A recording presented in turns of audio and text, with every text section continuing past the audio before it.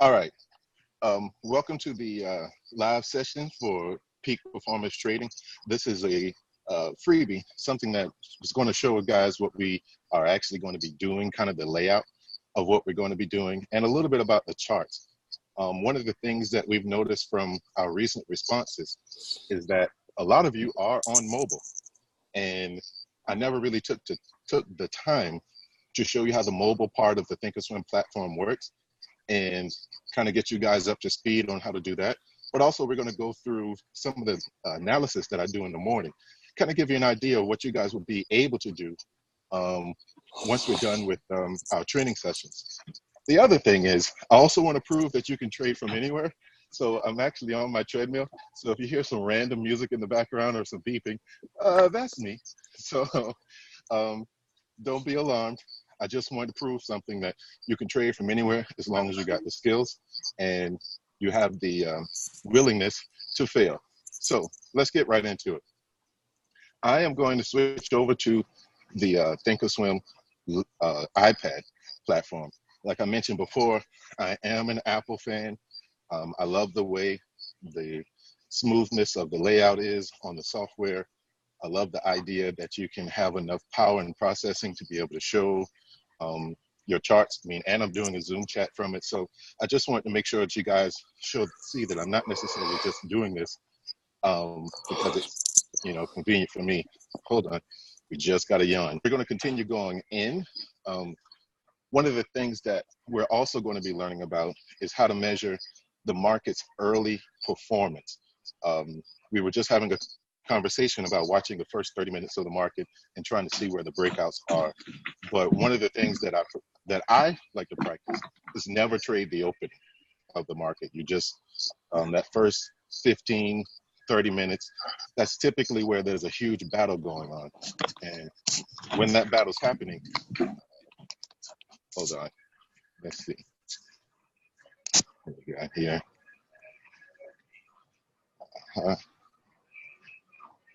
Sweet.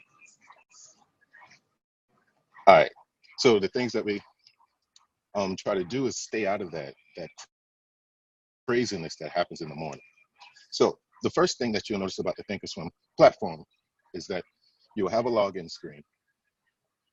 You'll have a space where you can see your account information. You'll have a space over here where you can show your watch list, and I'm going to show you exactly what to put in your watch list so you can have an easy way to review in the morning. They have a calendar. This is very useful because you can click on the calendar and see a lot of different announcements. Like this week, we'll have some announcements from the Feds. This week, we'll have a lot of earnings announcements, and all of those things can be found right here, which I absolutely love that. The next thing is they do have a little space where people can go and chat, and you can kind of build a community, and I like that about the Thinkorswim platform, is that they know you can't trade by yourself, because I use it all the time. Even after trading for over 15 years, it's always good to be in a room of people sharing ideas or being linked to people. And that's pretty much why we're doing this program, is to give you a more functional experience as opposed to a general experience. And then if you look up at the top, I absolutely love this. You can watch live TV. I prefer not to watch it sometimes because I call them the talking heads who don't know what they're talking about.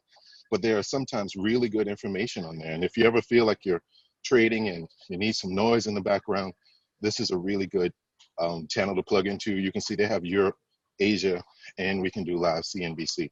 So just that on the platform should show that it's one of the most robust mobile platforms that you can use. But they really thought it through. The news section is something that I use on a consistent basis, but I typically use it around the individual stocks or futures that I'm trading, and I'm going to show you how I do that right now. Once you come to this screen on your iPad, let me slow this down. Once you come to this screen on your iPad, you'll notice that on the left-hand side now is our watch list, and then inside here is where our charts are. The watch list is the most important aspect of trading, no matter whether you're on the desktop, on another platform, on this iPad, on your iPhone. The watch list is your way of checking the health of the market. That's being able to see what's going on in all the different stocks and all the different indexes, all the different currencies, all the different futures, all the things that matter to you. If you don't have a list like this, you're jumping into the market not seeing the full picture. And one of the things that we are going to learn very effectively is how to see the full picture very quickly. Because if you can see the full picture, you can actually make a response that is more accurate, more timely, and with a higher level of probability. So let's get into how my watch list works. The first thing I look at is the S&P 500 futures. So futures are basically contracts that people trade in order to help them take advantage of price movements in the market without actually owning the stock. That's one thing that they're good for. It's almost like speculation. People expect the market to go in a certain place, so they buy the future of what they believe the market is going to be worth, and it helps them take advantage of prior knowledge. The other thing that futures do is if I had a portfolio, maybe $7 million worth of stock, and I believe the market is about to go down, instead of actually selling all my stock, I can actually sell contracts of futures, like right there at the top, contracts of futures against the value of my stock that have about an equal level. And when the stock goes down, my shorted future contracts will make money, and the vice versa. If I feel like I want to lock in my profits, I can then buy those contracts, keep them in my portfolio. And as long as the market and my portfolio are matching with my futures, I can pretty much lock in. And that's a form of investment that people call hedging. You're basically hedging your bet to make sure that you don't lose as much as you could have. So that's one of the reasons futures are so important. So many people are trading them. So many institutions are looking at them that the future will actually give you a really good overview of what people are looking for and believe in. Now, when it's the S&P 500 futures, then it's safe to say that there must be something else about the S&P 500 that it matches. The S&P 500 futures match the S&P 500 index in a relationship, and that's called the SPX.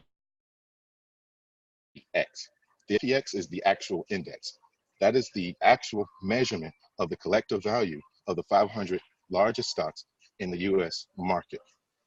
When those stocks move up or down as a collective, the S&P 500 moves up and down as a collective. Not all stocks are given the same weight, but they're also kind of given weight based on how big they are. Apple's one of the largest companies in the world, so Apple has a larger weight in the S&P 500 than, say, Boeing, who's actually a great company, but Apple is still worth almost 20 times more. So they're all in there, but they give you an idea of where the market's going. So if you're looking at the future, and the future is supposed to mimic the SPX, then you really don't have to worry about looking at the SPX that much, because you're going to see that same movement in the future, which is why I make it my first thing to view. When I pull over to the futures, then I'll look at my news section, and over here you'll see some quick news. Equities advanced, this semiconductor stock. You click on it, you read a little bit about it. The interesting thing about news is it's someone writing information about stuff that's already occurred. So a lot of the time it's already in the market as information that someone who has a Bloomberg terminal or someone who's plugged directly into information, they already got this, but this is a good way to know what they've already gotten so that you can get an idea of what they may be responding to. But you're never really trading on this news. You may be trading on the response that people had to this news. Because not necessarily semiconductor stocks are going to raise the market, but it's a really good headline. Then if you go to some of the other ones, you can scroll down and you'll see that some of them apply directly to today and some of them might be from a couple of days ago. But it's a good thing to see because that's exactly what we're trying to do, is get a full outlook. The next thing I do is I come to my chart. If you guys notice, any of you who are technical traders, this chart is not blank. It actually has a few indicators on it that help me watch for what I think is going on in the market. Let me show you a little bit of what we got here. If you look to the far right, you'll see I have candlesticks as my actual bars to look at. We'll go over exactly how you use candlesticks in order to read the market. Then I have moving averages. That'll be your red, green, red, green. Those represents the 21 moving average, the 50 moving average, the 100 moving average, and the 200. I use those because those are institutional moving average. That means if someone has control of a large amount of money and they're looking for places to get into the market, they can't really move on a dime. So they have to look for really useful spots in order to buy or sell.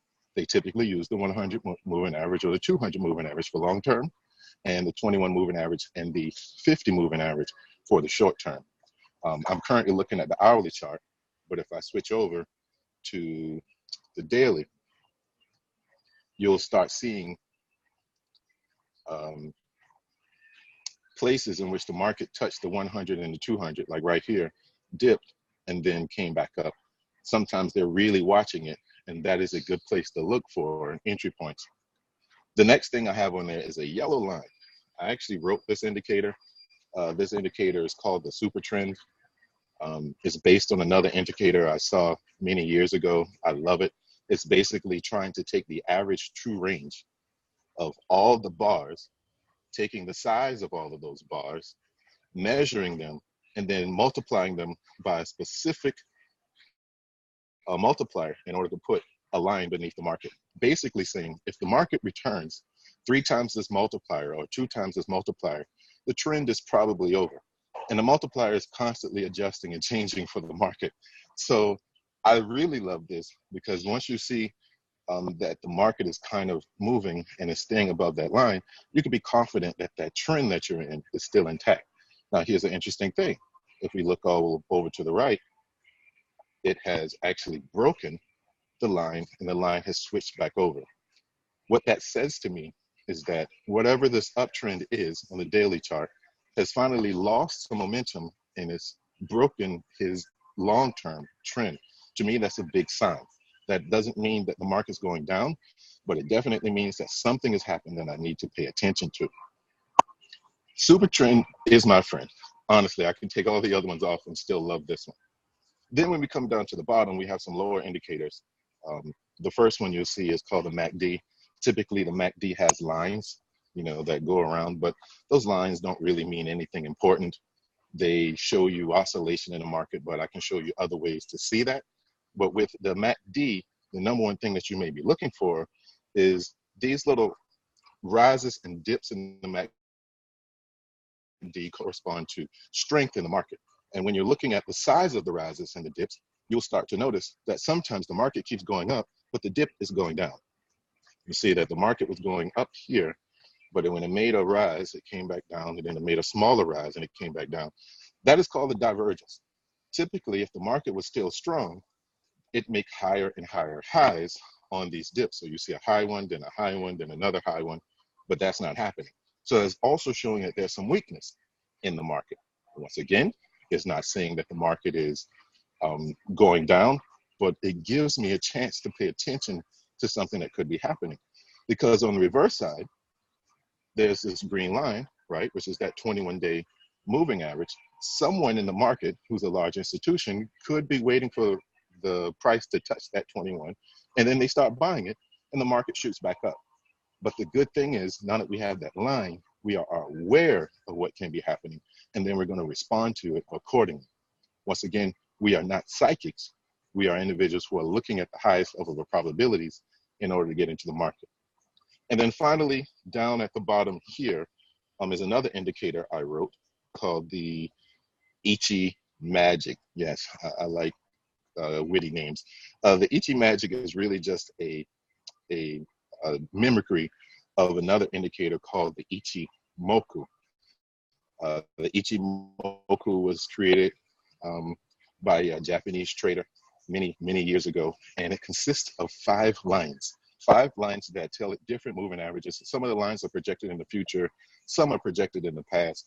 We're going to go through how those indicators work, and we're going to answer a lot of questions about why the indicator works, but we're not actually going to use the Ichimoku. We're really going to use just the color representation of what the Ichimoku is doing. So I made a reference to all the lines, and so when all the lines are working, it's green. When all the lines are not working, it's yellow. When all the lines are going in a downtrend, which we barely had in this market, all the lines are red. So we can kind of see some red lines there that are going with this downtrend in the daily. It's basically saying, hey, if these lines are red, then try not to buy. And if these lines are green, try not to sell. Just don't think the market is going down. But as we can see on those pullbacks, it has changed from green all the way down here to cyan. Yes, that is the exact color. So when we see cyan on that, we know that the uptrend has finally started to get slower. Now, I hope you guys are already noticing something.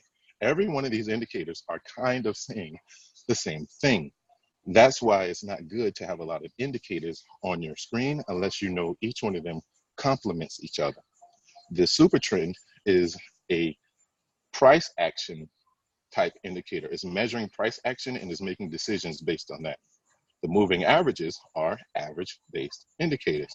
So as price reaches above its average, that means people are most likely buying. If price is below its average, that means people are most likely selling. So by looking at the average price, you can think of it in terms of you want to buy a new Lamborghini, and the price of the Lamborghini has been trending up, then you know that maybe you're going to get in at a high price.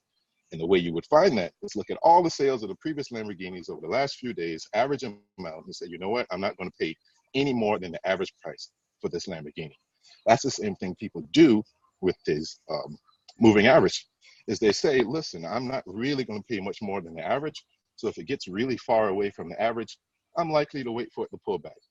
And then they get in, and that's why it bounces off the average price. Those two complement each other because they're averages and they're price action. Then down here we have oscillators. So oscillators would be very similar to looking at a sine wave for your math nuts, or looking at a heart rate monitor. It's basically showing the market going up and down, and you're seeing the frequencies in which is going up and down. So what you basically are getting are the magnitudes of the market cycles. Some information that you can't get from these prior to indicators. So it complements each one of those by giving me the ability to see cycles. And then finally, what you want is a strong long-term trend indicator. With a strong long-term trend indicator, you're basically looking at a large range of price action, taking that large range and putting it into context with the current range. So it's almost like looking in the past to determine where we are right now, which is different than an average. An average is telling us what the average is. So looking at all the different aspects of multiple averages back in time will give us a good idea of where we are. So with all of that in mind, that's first how we look at the analysis using some of my charts. Now we're going to go right into how I use those charts for each individual aspect. So we're going to vehicle. So S&P 500. You guys who know what these are, the Fibonacci retracements, I'll show you. I've been looking at it earlier today. Fibonacci retracements are basically measurements that you can put on the market when it does a certain trend, that you can see how far the trend is probably going down. And then when it comes back up, there'll be a level in which it most likely stops at. We'll go through all of this, which just so happens to be a 61% pullback of the down move. And then once the market touches that and starts coming back down, and this almost works like clockwork every time, you'll see the market going up and then slowly trying to extend to the downside. So right now, if I was to be a trader in the market, I would be on the seller side, because this pattern is showing that the sellers are in control. But we're not really going to go over that right now. That's something that we'll be doing in these classes. That's why I'm trying to get you guys excited about it, to show you that we ain't playing, but that it's actually a really robust program. So I'm going to take that off. We're going to go back to the daily, and then we're going to back it out, and we're going to look here. From what we can tell on all our indicators, very quickly, you'll see exactly what I saw before. Price is slowing a little bit of a slowdown, but it's above most of its averages. And that gives me a good idea that the market is bullish. No matter what I think right now, the entire market is bullish, especially on a daily level. So I come back down. Then I go to the next futures. Same type of future, it mimics the Dow Jones this time. So the Dow Jones, many Dow Jones futures are what people use to help hedge their portfolio when they're holding a lot of stocks that match the industrial Dow Jones average. A lot of the industrial industries are things that people invest in because they know they're very strong long-term stocks. Blue chips is what some people call them. But if you hold a lot of blue chips and you need to hedge against your account, a lot of times you will use the Dow Jones. So then sometimes they aren't necessarily in sync. So you have to look at each one. This was the long-term trend for the up. Might as well show you. I was measuring from the bottom of 2000 December all the way up to a high that occurred in April. And when the market turned back down, it came exactly to this line, which is the 38% retracement.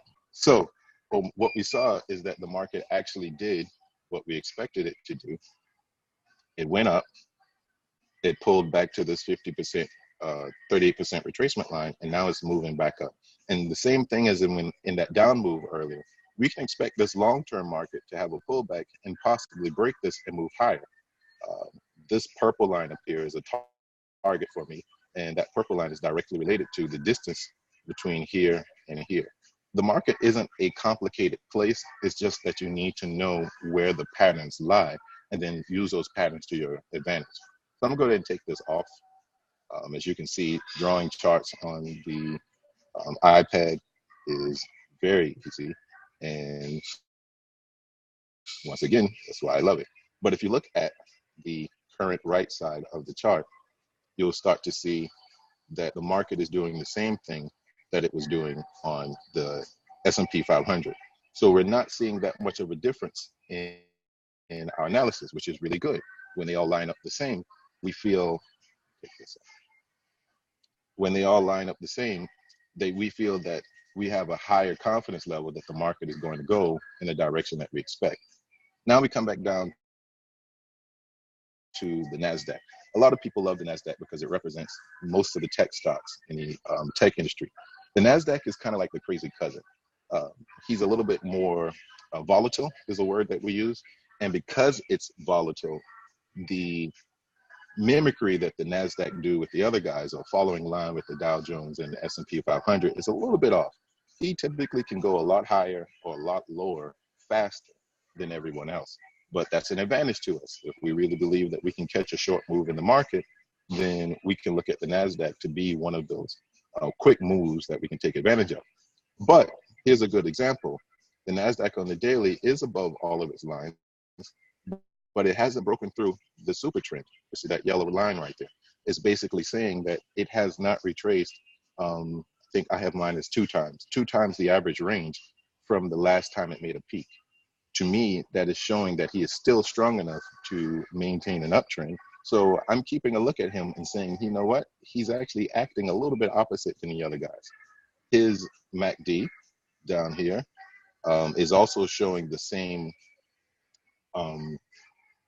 divergence, because you can see it go up and down in such a way that even though the NASDAQ is going up, we're seeing weakness. So the overall analysis for me would be there's a high possibility that it can turn around, but that's not me saying that it's going to happen definitely. That's saying that I should be aware of it because the technicals are telling me there's a slowdown in the momentum. And it makes sense. The market made a new high. People don't know exactly how much the index is worth now. So they're a little timid. They're not quite sure, should they break it and spend even more money? So imagine the Lamborghini got bid up to $10 million because they think it's not going to be in production anymore. Well, if the bid goes over 10 million, where do you stop? Do you stop at 10.5? Do you stop at 11? Do you stop at 11.5? You really don't know a comparison. So people get a little frenzied and they start outbidding each other. And what happens is the market shoots up, but it's not necessarily shooting up on any particular value scale. It's shooting up on what people's perceived value is. And so remember, we are trading the perceived value of the market, not necessarily the full value. Because if we were trading the full value of the market would actually be down about 200, 300 points, or maybe about 20%, because most of the stocks are overvalued. That doesn't mean we shouldn't go long, but that means we should definitely be When go long, I mean buy. But we should definitely be aware of the fact that there could be a sell-off when people realize that they've overpaid for most of the stocks in the market. We'll also go over how you can recognize something overpaid and recognizing that the market is higher or lower than its fundamental values. But for right now, we're going to leave that alone. Now that we've gone through the three major indexes, then we really need to focus on the fact that there are some other market internals that we need to keep track of. The three that I love the most are called the banking index, which is the BKX, the semiconductor index, which is the SOX, and the broker dealer index, which is the XBD. The reason I use these is that these represent each one of the major sections of the market that drive the market up, down, or sideways. The banking index is like it is, Bank of America and Wells Fargo and, Fifth Third and all of those guys. If they're making money, then that means the market is doing well and the market's making money. So when they're positive, the market should be positive. As of right now, if you look up at the top, it says 98.7 is the current value of this index, but it's down 0.3%. A third of a percent is actually a lot to be down on a day in which you would say that it could be bullish. So as of right now, the BKX shows me a bearish signal. Then I move to the semiconductors. Pretty much all technological devices have semiconductors in them, and the companies that provide them should be making money. If those companies are making money, that typically means that the technology stocks who make these items are also planning to have good years or good months, and they're buying a lot of the semiconductors. So you can see right now the semiconductor index is up almost 1.64%. That's amazingly different than the prior banking index. So right there, you can see that there's a disagreement between those two. So I'm already feeling like the market is a little confused. And then finally, we go to the XBD, which is the broker dealers. Brokers like TD Ameritrade and the guys who are dealing with IPOs. Those companies make money when the markets are ready to go up. If these companies are not making money, then that shows that there's weakness somewhere in the market. And if that's the case, they're going to be down a little. The XBD is down 0.5%. That is a significant sign, 0.5% down. That doesn't give me confidence that the market is bullish right now. So based on what I'm seeing so far, we have a bearish signal, a bullish signal, and a bearish signal. Right there, I would choose pretty much not to trade today, because our goal is to deal with the highest probability situations. And if I'm in a situation when everyone is in the green, and you're trying to recognize bounces and retracements and breakouts and things like that, how are you going to believe that the breakout is strong if some of the people disagree? So that's why I look at those immediately after I look at the top three. Once we get through that, I look at the things that I normally trade, which is the SPY. That is an ETF that mimics the S&P 500. We'll go over the value of ETFs later. Then I look at the DIA, which, just for the record, the ETFs mimic the S&P and the Dow Jones indexes, which also mimic the futures. So once again, just by looking at the futures, I can get a good idea of the breakouts and the openings and the pullbacks. In this particular chart, the DIA has not broken through its super trend line, whereas the future has. Sometimes that shows that the future is a little bit more aggressive to the downside, which might give a little bit more insight into maybe the market thinks that the downside is going to happen. That doesn't mean it's going to happen, but it gives you that idea of what you should be looking for. So then the DIA and then the Qs. The Qs are the ETFs that mimic the NASDAQ. I hope you're starting to see that there's a pattern here, that I'm sticking with the things that I recognize, so that when they're not doing something that when they're doing something I don't recognize, I can pull away from it. It's like being in a really good relationship. Once you know someone and you start to see them acting a little different, you can recognize it and say, hey, what's wrong? Well, when the market starts acting out of its characteristics, you look at it and say, hey, what's wrong? And you can use some of these technicals and these internals to see that. Then, for some of you who like trading small cap stocks, there's one more index called the Russell 2000. It's a 2000 largest small cap stocks. Think of a small cap stock as a Foot Locker, or a dollar store. They're not the largest companies in the world, but they are making a good profit. So it makes sense to invest in them because profit is profit, no matter the size of the company. And then we get to a very important index. This one is called the VIX. The VIX is a volatility index. So it's going to measure basically how volatile the market is. That is how far it can move up or how far it can move down in a given time period. And that's normally a percentage. So right now the VIX is at 14, and it helps you see that there's a level of 14 that, I guess the best way to explain is that you want to know the likelihood of something moving very far away from it.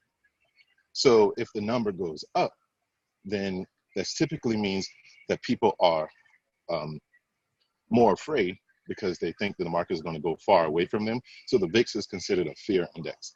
When the VIX is down, people are less afraid and they're willing to get into the market because they believe volatility is down. When volatility goes up, people are more afraid. And all of these things are numbers and technicals beneath the surface, but this is the actual surface interpretation of it. When you see the VIX down, it's a good sign that the market wants to go up. When you see the VIX up, it's a good sign that the market wants to go down. So the VIX seems to be down about 1% right now, which kind of is in line with the BKX and the XBD. Both of them are in a bearish sentiment right now. So the VIX is kind of aligning with those guys, but it doesn't necessarily give us a clear idea, but it is saying maybe I shouldn't be thinking about buying today. I've already decided it's probably not a good day to trade, but if I'm going to trade, already I'm seeing a little bit more bearishness than bullishness in the market. And then we come to some of the most clear indications of what the market is doing, and that's the advancers issues. That's basically all the stocks in the New York Stock Exchange add up to, I think, around 2,500, something like that, maybe in the 3,000s. And this indicator shows how many stocks are going up right now in that index. Right now, the number says 1,274 are going up in that index. If we move to the decliners, for the same index, it is saying that 1,398 are going down. So here's an interesting thing.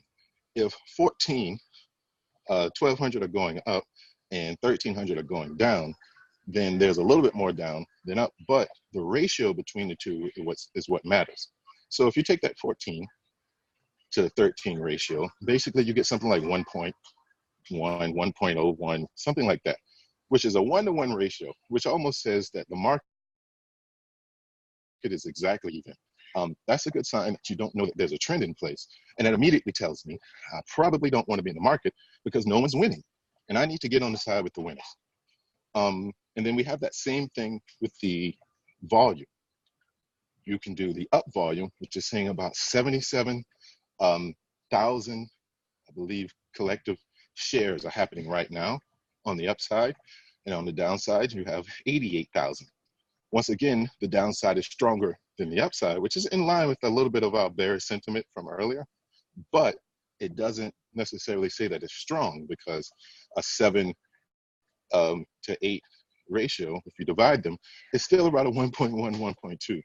In this particular index, I want to see a ratio of about 3.3 to 1 or 4 to 1. When 4 times as many stocks are going up than going down, that's a good indicator that the market wants to go up. Or if 4 times or 3 times as many stocks are going down than going up, that's also a really good indicator that the market probably wants to go down. See, each one of these are giving me internal views of the market. I haven't really paid attention to price at all. I looked at it for a couple of seconds on each one of the prior charts, but I'm actually looking into what the market is doing under the hood. The VIX also has a future. Sometimes I look at the VIX futures to see exactly what it's doing. They've closed this particular version of the VIX. It's expired, but I'll go pull up another one later. And then finally, the Treasury notes. The Treasury notes are one of the most complicated things in the market for most, because Treasuries, long-term annuities that you can buy from governments, um, give you a really good return and a really consistent return. And you can buy it and hold that for 10 years and you'll get a percentage return every year. But what's interesting is if people really want treasuries, they will buy them. And as they buy treasuries, the amount of money that it pays out every year gets diluted by the increase in price. That's some math. We'll go through it and explain how that works. But basically, if treasuries are wanted, then the yield or the percentage return on that treasury goes down as people buy it. So if people are buying treasuries, they're most likely moving their money out of the stock market. It's basically saying, I could put my money in the stock market and maybe make a good percentage, but I'd rather put it in long-term holdings because I'm not sure what the stock market is going to do. Whenever you see the treasury yield, which is this 20.33 number, if you move the decimal point one place to the left, you would get something like 2.03. That's saying that there's a 2.03% return on the treasury notes annually. And so as you see that number fall or rise, it's actually telling you what the percentage return is for holding that treasury. Right now it's 2.03 and it went down 0.73%. That means people have been buying treasuries. And that to me says that if they're buying treasuries, they think one of two things. They think that the market is going to go down, or they think that the dollar is going to get stronger. And those two relate in other ways. And that's another thing we're going to cover in the types of trainings that we're going to go through. Once again, showing value that this is a lot of information that you really don't get under the hood to help you see what's going on in the market. And this is why you can be successful long term. Indicators work. Automated trading works. There are a lot of things that work. But when you look at the overall of what's going on in the market, then you can see even though your indicators are seeing go up or go down, there might be something else under the hood that's going to screw it up. So once I check out that, I have my full overview of the US stock market. And it takes me 4 minutes maybe at the most. S&P 500, 0.1%, doing nothing. Dow Jones futures, 0.09%, doing nothing. The NASDAQ, 0.68, trying to move up. The banking index, 0.24, down, but almost doing nothing. The semiconductor, 1.76. Wow, that's a serious push. He'll probably push the NASDAQ up, but I'm not sure if I want to get in either one of them because they're all contradicting it. The XBD, down 0.39%, significant enough to actually say he's bearish. And then we move on to the VIX. VIX is down, right? So that means that people might be less fearful. And then advances decliners, 1,200 versus 1,400, almost 1-to-1. So the market is doing nothing. Up volume, 79,000 to 92,000. It actually increased a little bit of the split. So it might have went from 1.1-to-1, maybe 1.2-to-1 on the bearish side.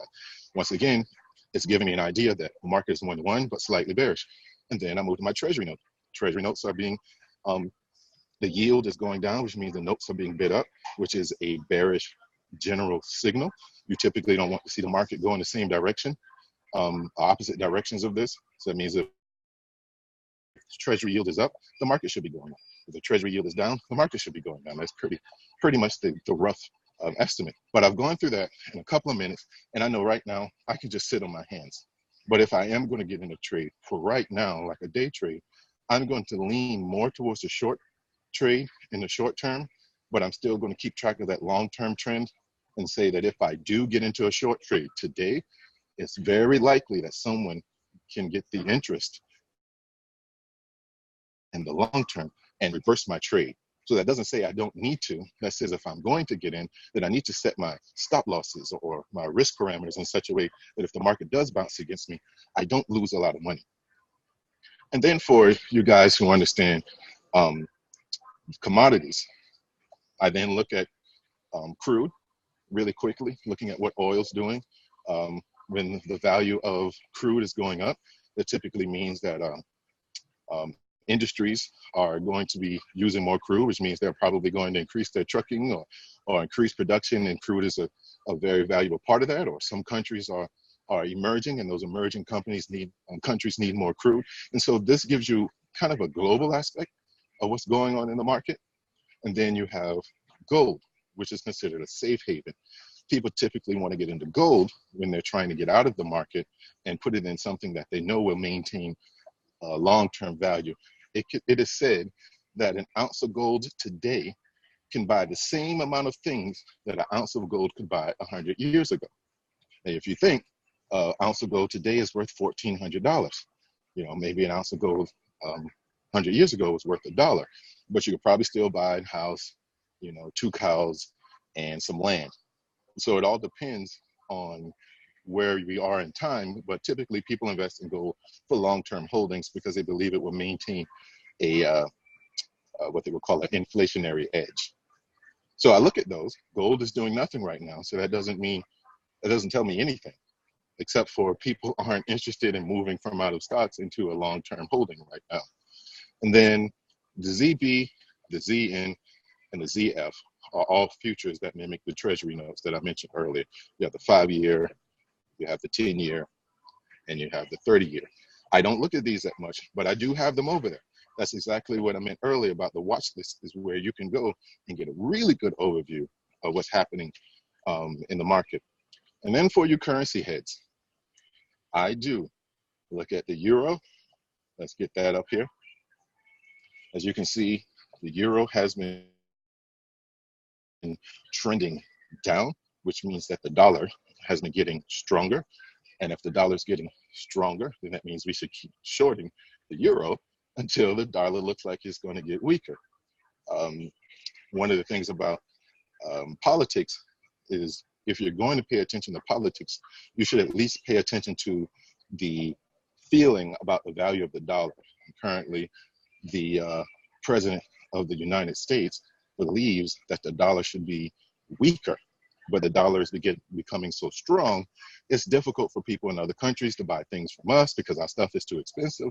And if we make the dollar weaker, then our stuff becomes less expensive and more people will buy from us. So it's very likely that some policy could cause the dollar's strength to increase rapidly. And if that's the case, the chart will show it. That 100 and 200 moving average that I mentioned earlier would be one of the first ways to tell institutions are looking to see if price will come above it. It has not. So until you see that come above that, you should still be bearish on the euro, bullish on the dollar. So that's my quick analysis, and say, okay, I see that the dollar is still getting stronger compared to the euro. Then I go to the Aussie, which I love. The Aussie is a very good currency to trade for announcements. You see spikes like this happen in the market, and you can take advantage of those in one day and make a lot of money, and then sit on your hands for the next 3 or 4 months. So that's why I like the Aussie. But you can see he's also losing to the dollar. The trend has gone down. And then we go to the pound. Pound, of course, is getting beat for the last 4 or 5 months, most likely because of economic news. But we can see that the dollar is also raging against the pound. So we're already seeing a trend that the dollar is getting stronger. A stronger dollar could mean a strong economy. A stronger dollar could also mean that interest rates should be raised in order to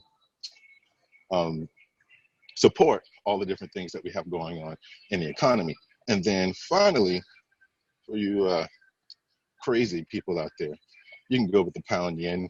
The pound yen is a very volatile but high success rate for automated trading. So if I go to, say, like a 5-minute chart, you'll see that it goes up, it goes down, it goes back up. But each one of these individual little bars on the 5-minute represent a significant amount. Each one of those bars can be close to 50 to 100 bucks. Depends on how you trade it. And so if someone's trying to take advantage of the pound yen, they typically are getting in each bar, maybe trying to make 50 to 100 bucks off of each bar, and then they're getting out.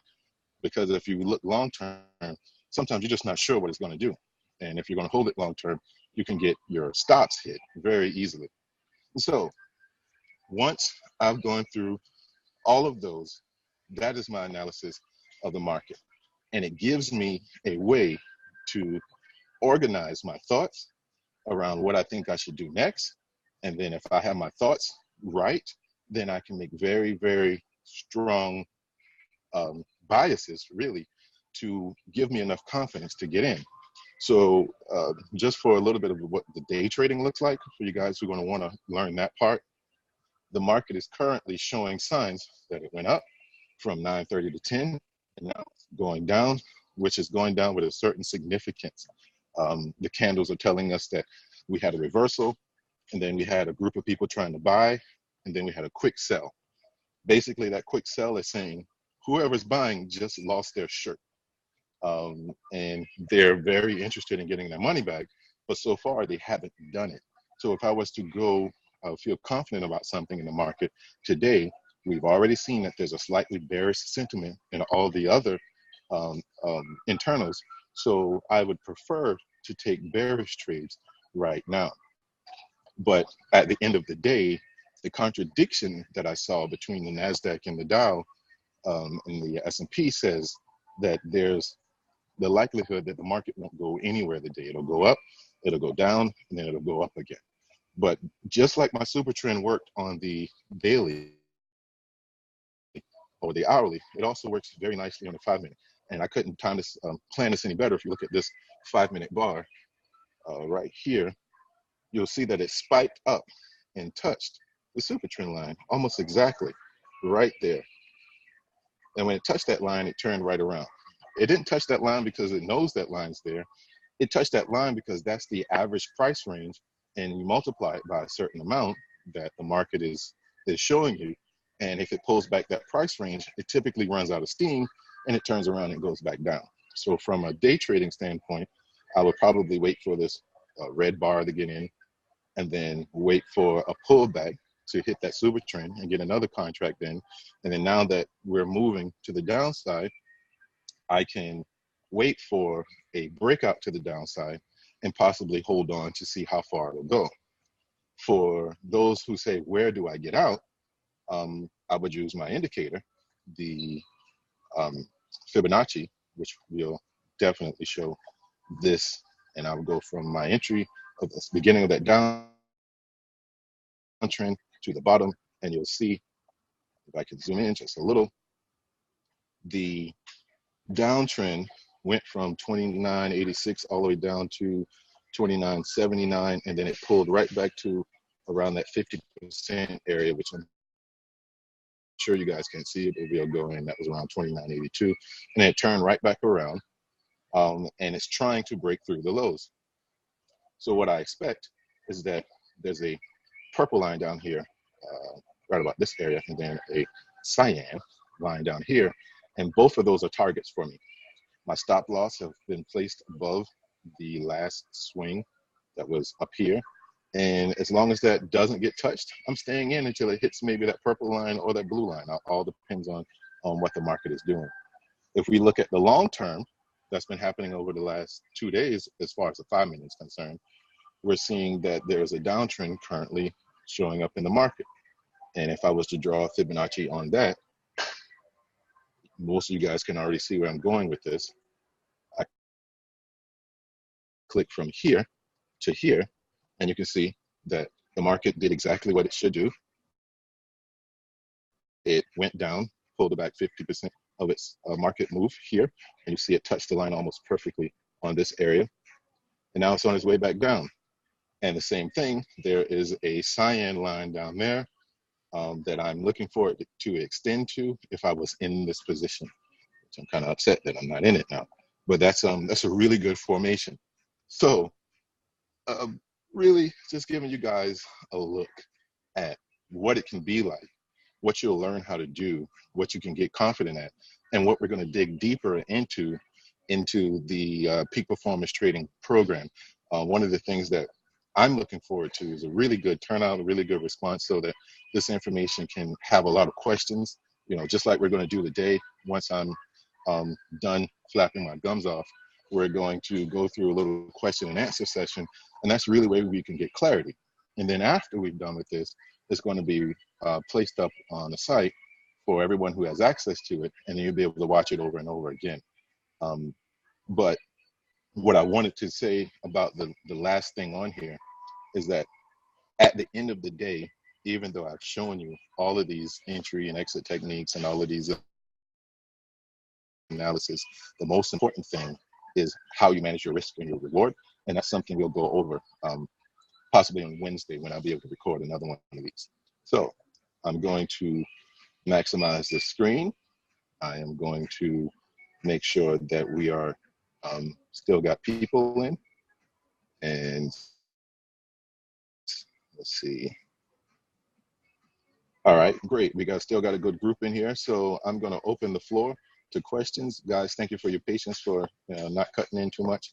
And let's start it from there. So let me put the chart back up. And now anybody who wants to start saying things, we can have an open discourse. I hope a lot of that was clear.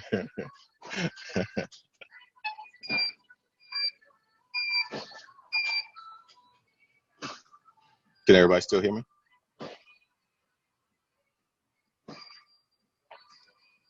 I think we might have lost people. Oh, I think we got a chat. Hold on. Are your moving averages simple or exponential? My moving averages are exponential. Simple moving averages after the certain time period, let's say you were doing a 20-period moving average, simple moving averages drop the past history, and I just don't believe that that's accurate. If you want an average price on a Lamborghini, I want the average price since January. I want all of them. I don't want it to drop off of since the last 20 days, because that's not telling me that's not figuring in the average price from January. And the exponential moving average does a great job of keeping track of that. Next question, is there a US 30 index in this system? The US 30, I'm thinking, are the 30 stocks or industries that are put together in an index. I don't think I've ever traded that before. But point it out to me, tell me if it's on the Thinkorswim platform, and then I'll look at it and I can see, or are you asking, is it available on Thinkorswim or not? Either way, I haven't seen it before, but we can figure it out later. And then same thing about the US 30. Maybe you guys can tell me, how do you use it, or what is it useful for?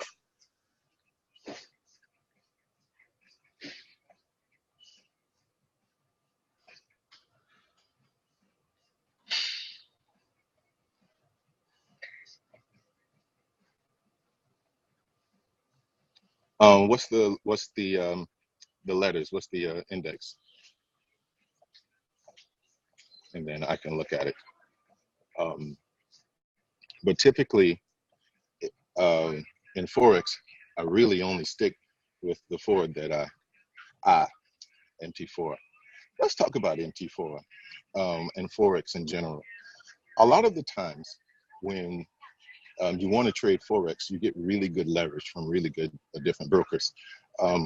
Forex has really been given a hard time in the United States because they are making brokers have certain requirements in order to allow you to trade them on their platform. And the reason is, a lot of the brokers who allow you to trade Forex are actually taking the opposite sides of your trades. And because they're doing that, sometimes they can load the market in their favor and then hit your stops and things like that. A lot of the times, any company that's using the MT4 platform, they are giving you access to data, and they're giving you access to information that might actually be a little bit off from the real data. And sometimes you need to make sure that you have another platform or another Forex provider to make sure that you're not getting any filtered data. But when we get more deep into a lot of the things that we can do on the Thinkorswim platform, I will try to apply some of them to the MT4. But a lot of the products that are available on there are typically products that are available internationally. And those products are available internationally because the US doesn't necessarily agree with them, because it's hard for them to regulate it. Not saying that they're bad, but saying that we are definitely going to be very cautious in anything that we trade from the MT4 platform. Does that make sense? Because like I said before, making money is making money, so you can make it anywhere.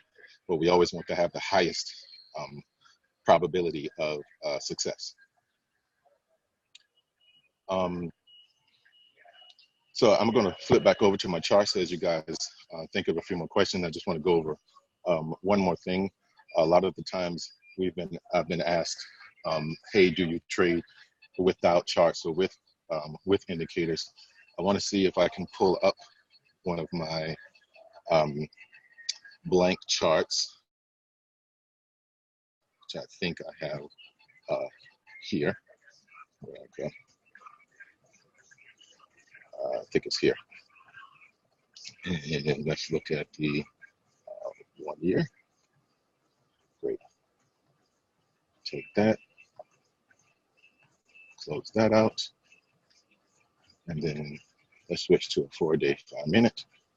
And now we have just a blank chart. No indicators on it whatsoever. Now, what you can see, just from the 5-minute chart from recently, you can see more clear that down move, and then that bounce from the down move that went up to here.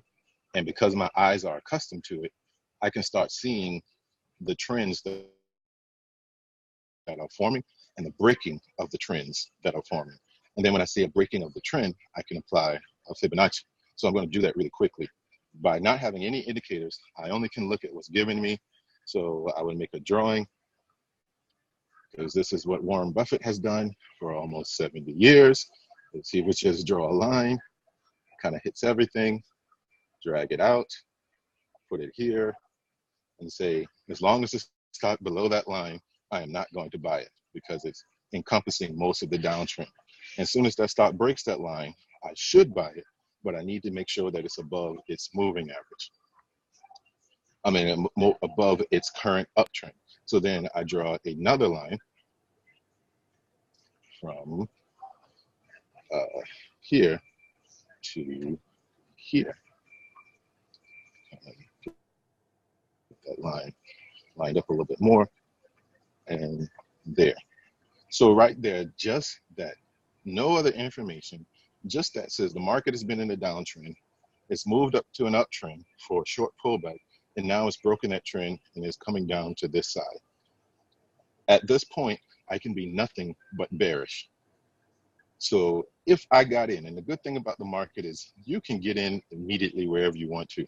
I don't advise it, but you can, because your goal now is to see where you are, where your risk would be, and then where your target would be. And that's what we'll be going over next time. But just for a quick overview, I would get in at, get another bar. Question. Stay on that chart right there. Your first line that you drew, from the first point going downward, it touched twice. On the second actual pullback, or if it went to a decline, would that be a more confident confirmation to take that into a sale? Actually, yes and no. You have to be very sure about your candle patterns. What you did see was a candle pattern that says, hey, you know what, if I want to, this might be a good place to put a short right at the bottom of this spinning top right there. So yes, now that you see that it touched that line, and your belief system is that line is going to act as resistance, now you need to wait for something to give you a way to be confident that you can get in. Because if you got in at the bottom of this spinning top, my advice would be put your stop right above the top of it. And if you get stopped out, great. That means you were wrong. That's something that you really want to happen. You want to be wrong very quickly, because you don't want to hold on to it. Say, oh, I think it's going to come down. I know it's going to come down. And then it breaks up 2 or 3 bars, then gets you stopped out, and then turns around and shoots back down. When you could have just got out here, wait for that, that candle pattern up here again, and then see it shoot down. So it would have gotten there. However, where I would have gotten in would probably have been here on this first pullback. So let me go to my Fibonacci. I would have done this. I would have saw it come to here. I would have saw it go to there. And then I would have saw it pull back to the 61% retracement here. right? It basically touched that. And then I would have gotten in there, and then I would stay in until it hits the cyan line, or the magenta or the cyan, and that would be my target. And as you can see, it pretty much touched my target here, felt a little bit of a move, and then pulled back. So I would have gotten out somewhere around there or somewhere around here. As you can see, the market stopped there, turned around, stopped there, turned around. So based on planning my entry at the first sign of it breaking the uptrend, I was able to select a place that makes sense to me. And it's just so happened that that place lined up with the downtrend line that that you saw on the next next breakout and then reversal. Right. That makes sense? Yes, sir. With that reversal, I noticed almost the same thing. It touched the support line twice that you drew. Basically, you drew another one, and it broke it on the third one going in the downtrend again. On the second line that you drew. Wait, the second one. The second one broke it on the downtrend again. Which one?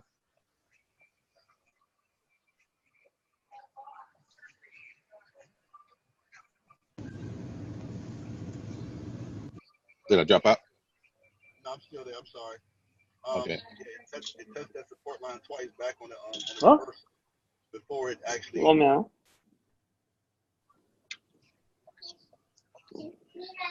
Say it again. Yeah, I was saying it touched the trend line in the reversal twice before it actually decided to decline some more. Yes, you saw it. It really acted as good support, and then broke that support. So guess what? We were probably go ahead.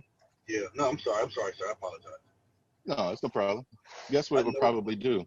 This uptrend will probably come to the bottom side of this yellow line, touch that line, and then turn around. That's most likely what I'd be looking for right now from a day trading standpoint if I was just using no charts. Correct. Because I do see a double bottom on that downtrend, that real quick double bottom before she. Yeah. So now it's easy to see that there's a sentiment in the market that says we might want to be up and we might want to be down. That's why when I looked at the internals really gave me a warning that any trade that I take, be careful of the double bottoms or be careful of the double tops, because the market may not want to go anywhere today. And for some reason, we have a really long 5-minute bar. No matter how you slice that, from 28.81 to 28.85 is a good move. And now that we have that really long bar, we have to ask ourselves, is the market going to continue going up or not? And I don't want to make that guess. I don't want to hop in and say, okay, it should turn around and go back down, because I don't have enough confidence that the bears are in control. The bulls can come back in and erase this thing, take it out of the top, and then possibly continue that long-term uptrend, which they did to me, twice within the last few. Oh yeah, this was a good one. So you have a really nice move to the downside, and you're like, all right, you got some bearishness, and then it slowly comes back. It starts hovering around this 61% retracement, because I love my Fibonacci's. It came up here, dabbled a little bit, and then shot down. I was like, okay, this is definitely a good trade. And then from here on, it just shot up for the rest of the day. This represents about a $2,500 move for me. And instead, my stop got hit because I was very confident that the market was going to go down. But when I looked at the internals earlier that day, it said exactly what it's saying to us today, is that it was slightly bearish. There was a little bit of a down move going on. And because of that, I had to pick some type of bias, or I could have sat on my hands, and I didn't. And what you end up dealing with is something like this happening on a day in which you're not sure what's going to occur. But this was also news driven. This is why I don't necessarily pay attention to news, because there's no way I would have known at noon today that someone would announce that it's possible that we'd have interest rates cut twice by the end of this year. That's just that's such an unexpected piece of information that it drove the market up significantly. And so by trading, by your technicals, by looking at your charts, at least you have a place in which you can say, here's my line in the sand. If I get hit, I get hit. Now, I can't necessarily chase this the other direction because the market has already said it really doesn't know where it wants to go. So what I would have to do is wait for it to make the rest of its trend and then do a pullback, and then I can get in there. And that's the hard part, waiting for all of this price action to happen and then waiting for that pullback and then getting in there.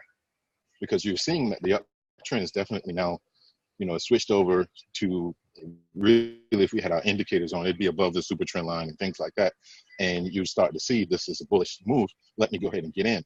But it's very difficult to not hop in here on that reversal and then see it's about to break out and hop in here and then hope that it's going to move up. Because what will happen the day that you absolutely are sure it's going to break out and go up, it's going to break out and it's going to turn around for a short period of time. It's going to pull back long enough to hit your stop, and then it's going to go up again. That's normally what happens. This day was abnormal. And the hardest part about trading is recognizing that when an abnormal day occurs, it's not because you were very smart, it's because you got lucky. What you should have done is always stick to your plan. And your plan would have said, either on this reversal, wait till it goes up and pulls back, or either on this up move, wait till it goes up and then pulls back. That is the most accurate way to get into the market, because look what eventually happened. By the end of the day, and it did that huge run, it shot back down. No one knows that's going to happen. So that's why you always have to keep track of your entries and your exit points before you get in. And you can do it without having any indicators on the chart whatsoever, just a few technical analysis lines, a few Fibonacci's, and that's about it. But once again, if we're only using these two things, we're basically saying, we're going into a firefight. We could have carried a gun, shotgun, knife, bazooka, machine gun, the AR. We could carry everything, but we decided to just bring a knife, which, you give it to John Wick, he's amazing with it. You give it to me, I'm not going to be strong enough to win that battle. So that's why I use as many tools that are useful as I can. So let me see if there was any more questions that came in. Do you utilize the range chart? No, I don't. I believe you're talking about like the chart that keeps track of the highs and the lows over a certain time period, or are you talking about the indicator that keeps track of the range of each bar? Either one, I don't necessarily do them because the range to me is normally the difference between the support and resistance lines, or the range to me has already been taken in consideration with my super trend. And so I can recognize the movements in the market that are significant to me through just those charts and those indicators. And then what time frame do you use the most? Daily, hourly, 5 minute. I'm in those all day long. I'm literally pulling up the 20-year daily, taking a quick look at what's been going on the long-term daily trend, which no matter how you look at it is up. Then I switch over to my hourly, look to see what's going on with the hourly trend. Let's take this off and take this one off. And then no matter how you look at it right now, it did an uptrend from here to here, and it's in the process of a pullback. I would like for it to be a downtrend. I would love for it to be a downtrend because I'm mostly a contrarian trader. But as you can see, it's done a nice move. It's pulled back. It's done a nice move. It's pulled back. And I would like to say that this is a head and shoulders, and I want to feel confident about that. But then I go right back to my daily chart and say, don't be stupid. You really feel confident about this down move. But at the end of the day, the market is rocking and rolling to the upside. And then if I really want to get into a trade, like I just absolutely have to, I've been jonesing, I can't help myself, and I want to get into a trade, I use the 5 minute. And I use the 5 minute with a breakout through the super trend, or I use the 5 minute where it's showing a pullback to the Fibonacci. And then as long as it pulls back pops in, does a candle reversal, I get in, and then I hold on to my target. But I never, on the 5-minute chart, I never take the long-term biases. I look at my internals and say, what's the likelihood of the market moving in my favor on the 5-minute chart within the next 30 minutes? And so those time frames, especially the hourly, are my bread and butter. Because even on the hourly chart, you have a little bit more freedom to see what's going on instead of getting whipsawed. So from here to here, whipsaw is when people see that you have stops and then they drive the market right back up and then it turns around. That happens a lot on the 5-minute, 10-minute, 15-minute time frames, but it doesn't happen as much on the hourly. So the market drops, pulls back up, I can get in here, and then I set my stop above here, which is a very long range. So that means I have to have a very small position in order to not feel very, very bad if it jumps up and it touches my stop up there. But the hourly is one I use with options more than anything else.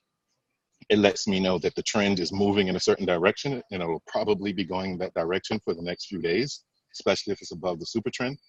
And I'll get in that and I'll stay in that. I mean, one of the reasons that I can trade from my treadmill right now is I'm not day trading.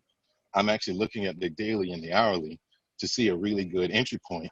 And then I'd go back, look at what I want to get in, like say the SPY, look to see a good entry point on an option, find that options contract that I'm looking for, possibly something that has a 35-day expiration date, click on what I want, sell it, and then, I don't know, go back to watching anime or something like that. It's just, that's how simple it is once you get used to looking at your time frames, because now you're feeling confident enough that you have a relationship with that stock or that option, or that stock or that currency or that futures or that ETF, that allows you to be confident enough, once again, and consistent enough to not really worry about the 5-minute. I really want to drive most of you away from day trading towards swing trades and options trades, but day trades are lucrative and they let you, get a really nice rush. But that's really the only reason any of us day trade, unless we're working with institutional size funds and we're trading a couple million and we're only getting in for a couple of ticks, stuff like that. But once again, as you can see, there's a lot of things that we can get into, and there's a lot of different techniques that we can do. And my goal through this trading program is to make sure that you guys have a very healthy knowledge of all of it, and then you can slowly settle into what works for you. I would tell you what I like and tell you what I like to do, but a lot of the times it's dependent upon your temperament. And my temperament is one that's risk tolerant, and so I'm able to get into a trade and set my stop pretty far away, and if I get hit, I get hit. But there are people who are very risk adverse, and they get into one bar, and if it doesn't work in that bar, they get out, because they were able to keep their stops very close. And both of those trading methods are great. Some people don't like to have themselves in the market because they just can't sleep well. They keep waking up in the middle of the night wondering if their position is killing them, like Forex traders. And then there's some people who just want to close out at the end of the day, even though they got in at 9:30, they made money all the way up until 4 o'clock that day, they still close the trade out. Whereas a long-term trader would say, hey, since the day is an update, let me just hold on overnight and see what happens tomorrow. I've already locked my profits in with my stop. So those are different things that we'll also go over. I'm going to check one more time for any questions, and then we're going to slowly end this, because I'm sure anyone who's listening to this after the fact is going to be like, oh my God, it's an hour and a half. So any final things that you guys want to open up or ask any questions, go ahead and say them within the next few minutes. And then while you're doing that, I'm just going to get a quick rundown of what we have to look for. Once again, we have two separate sets of classes. One will be self-directed, and that means you can log on, you can sign up for, you have different modules that you can pay for, and that you can just take those classes individually as the time permits. And then we're going to have another section that's going to be exactly like this, We're going to have Monday, Wednesday, Friday, and we're going to do from 9 to 11. I'm going to try and keep it within that price range. And once we get that day recorded, I'll edit it, put it online, possibly add a few follow-up questions, a few homework assignments. So for the people who didn't see the video, they can watch it, but for everyone, they'd be able to kind of have some homework for Tuesday and Thursday. And then we're going to keep that going for 4 weeks. And over the course of those 4 weeks, we're going to go through almost 25 different topics, anything from how to get in, how to get out, going through your analysis of systems trading, of automated trading, going through entries and exits in Forex, entries and exits in options, entry and exits in futures, entries and exits in stocks, but really about long-term planning for risk reward. And that's going to be the thing that we focus on the most. So what I'm hoping that you guys get out of this is the ability to be as proficient as anyone that you talk to in the market about trading. Because by the time you're done, I guarantee you, you'll be more versed than most people that you meet. And because of that, you can start seeing opportunities in the market that you didn't even recognize. For example, once you understand futures and you see gold moving, you'll know how to take advantage of it and reduce your risk. So that's what we're looking for. That's what we're going to be going into. And that's the type of system that you guys will have access to. So once again, we are looking for a little bit more responses to the registration so that we know that we have enough people in order to send everything out to. So we're going to look for a couple more days of that, and then we'll give you an update on where you're going to go to in order to sign up for this. Remember, everybody who's already in this group are going to get significant discounts, and we're going to be rocking and rolling. So with that being said, I think we have 2 more questions. One, does the system ever overshoot a stop loss in error? I believe that's kind of like a gap that you, okay, this is on low time frames. Does it blow through the stop loss? No, I haven't seen that happen in anything except for an announcement on, I'll tell you, where did I lose most money? That was an announcement on the US dollar JPY, the yen. I got in on an announcement and price jumped right over my stop loss. Went about another, 40 pips against me, and then checked me out, and then turned right back around and went to where my initial stop was, and then shot back down to the target that I wanted. And I said, you know what? Never again will I get in any market that is so thin that I can get my stops jumped. And I haven't seen anything like that on any other equity or future or currency like the euro, US dollar, things like that before. So no, you definitely don't have to worry about that. And as far as stop losses go, I typically want you to do stop market anyway, but stop limits for options, which is what we're going to be focusing on, or my favorite, stop limits for options. I've never seen one get jumped. So I hope that clears that up. And we are going to, oh, you're welcome. We are going to look forward to reaching out to you guys. I would like to do one tomorrow, but if not, we'll do it on Monday. I'll put a post this time a little bit earlier for everyone else. I'll put it down the night before. So if we're going to do one tomorrow, I'll put it in that night, probably around 8 o'clock, just because I am a trader. I do this stuff every day, and I definitely want to make sure that you guys get all of the service that we expect to give you. So thank you guys for coming out. And like Russell Simmons said, God bless you, good night. But I look forward to seeing each one of you in a program of some sort. As usual, happy trading traders, and make sure you guys go to the registration and let us know that you're interested. Thanks. You're all welcome. See you later. Thanks, Delvin. Appreciate your time. No problem. You're welcome.